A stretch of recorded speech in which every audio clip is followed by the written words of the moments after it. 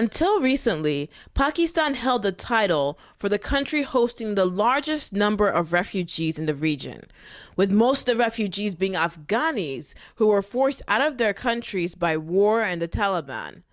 Though staggering numbers of school-aged children are still out of school in the country, there are many lessons to learn from Pakistan's achievements and failures with the refugee population.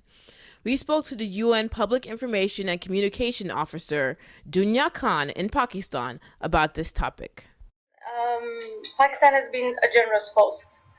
It's been 36 years since Pakistan has been hosting Afghan refugees, and this is the world's largest protracted refugee situation anywhere in the world. Now Turkey is the biggest refugee host country, so Pakistan is number 2, followed by Lebanon, Iran, and Jordan.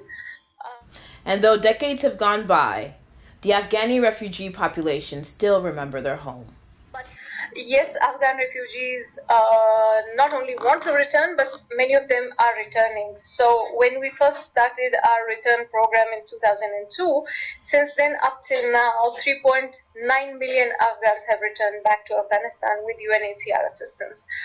Though many Afghanis might want to return to their country now or even in the future, many will find this challenging and even impossible, as only 37% of the population live in the refugee camps turned villages, where the UN and others teach the Afghani curriculum.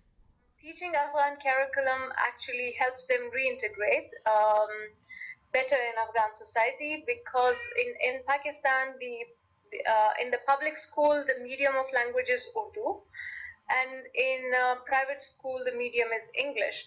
But in Afghanistan, when they go back, and if they were enrolled in Pakistan in Pakistani schools, they face language problem. In Afghanistan, they are taught in Dari and Pashto. So in our camps, the curriculum is approved by the Ministry of Education, Afghanistan. This is a huge refugee, actually, a question for refugees entering into countries right now, specifically from Syria. So would you say that them learning in their own language, in their own curriculum, is more beneficial to them in the long run than for refugees in general?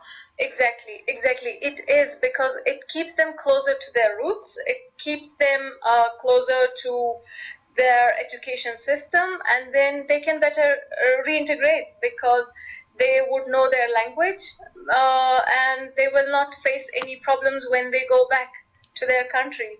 One message sends clear from Pakistan: hosting refugees is an effort that requires support from the entire community, including the refugees themselves. We wanted to end this segment by highlighting an individual we learned more about through this report. She began working in the Afghani refugee camps in Pakistan after coming to the country as a refugee herself. Her work gained her the UN's Nanasan Refugee Award and a nomination for the $1 Million Global Teacher Award. Akila Asifi and her husband went tent to tent to convince parents to let their daughters learn. Today, her schools have come a long way from the single tent and letters in the mud it once was.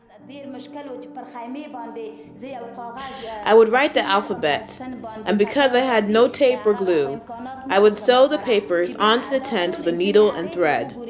The students would copy from there. Whenever I see a student of mine with a pen in their hand, when they solve a problem, when they read and write, for me, these moments are my reward.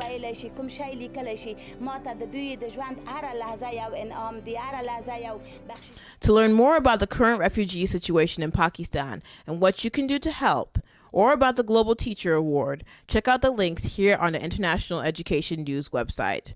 Reporting from New York City, Duniya Khan,